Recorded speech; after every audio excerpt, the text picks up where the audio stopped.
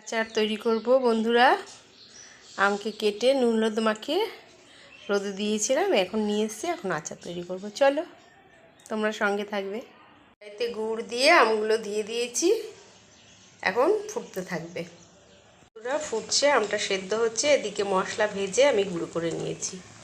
চলো কি কি গুঁড়ো করেছি দেখাচ্ছি। জিরের গুঁড়ো করেছি, 5 ফোড়ন গুঁড়ো করেছি, আর শুকনো লঙ্কা, আর একটু মেথি দিয়েছি। ওটা ফুটে গেলে এটা মিশিয়ে দেবো। মশলা মিশিয়ে দিয়েছি, এটা হয়ে গেছে। ঠান্ডা হলে কাচের বয়ামে ঢালবো। দেখো আমের আচার রেডি, এবার বয়ামে ঢালবো।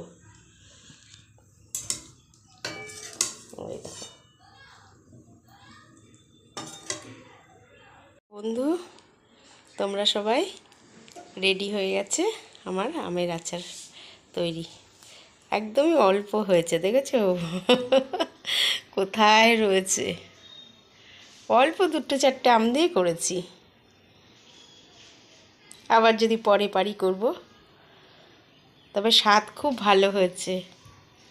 আমার হাজব্যান্ডকে একটু দিলাম, বলল খুব সুন্দর হয়েছে। ছাড়লাম, হ্যাঁ সবাই ভালো থেকো।